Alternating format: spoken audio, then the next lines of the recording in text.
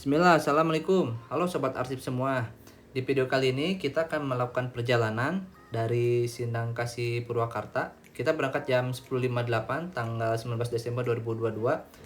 Jadi kita berangkat melalui jalur darat memakai mobil pribadi dari Sindang Kasih Purwakarta menuju pelabuhan Ketapang. Lalu dari pelabuhan Ketapang kita naik kapal feri menuju pelabuhan Gilimanuk. Lanjut lagi dari pelabuhan Gilimanuk kita jalur darat ke Kuta Denpasar, Bali. Oke, kita titik nolnya kita reset.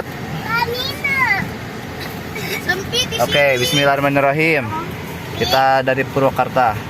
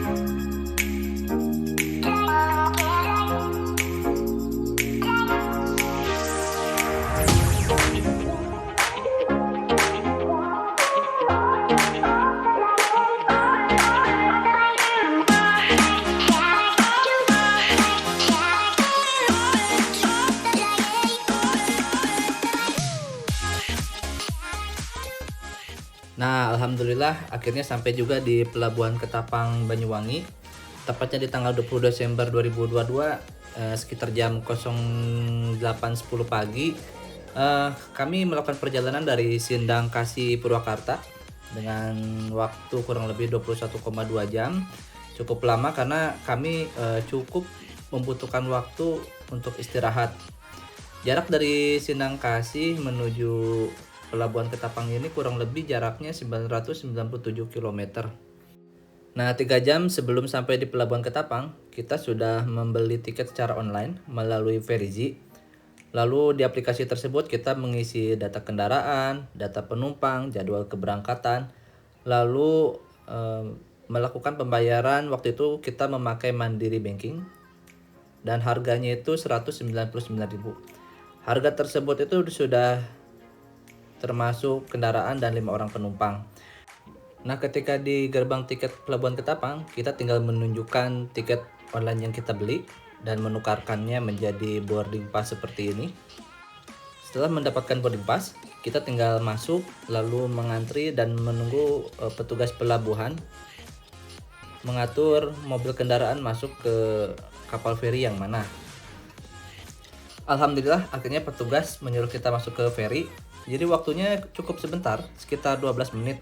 Karena dari gerbang tiket 0810 sekarang masuk feri 0822. Nah, sebelum masuk feri tadi ada biaya tambahan sekitar Rp5.000. Sesampainya di dalam kapal feri, kita dibantu oleh petugas yang sangat komunikatif, membantu memarkirkan mobil kita. Di sini jujur sangat-sangat membantu petugasnya, sehingga parkir dengan kondisi agak rapat pun sangat mudah. Alhamdulillah kapal feri akhirnya berangkat juga pada jam 08.58. Jadi total kurang lebih 48 menit dari loket tiket penukaran boarding pass. Untuk fasilitas-fasilitas yang ada di kapal feri yang kita naikin, itu menurut kita pribadi nyaman dan bersih ya, dan cukup lengkap juga. Mulai ada kantin, terus tempat duduknya juga nyaman dan bersih, ada musolanya juga, terus toilet yang digunakan oleh penumpang juga cukup bersih menurut kita.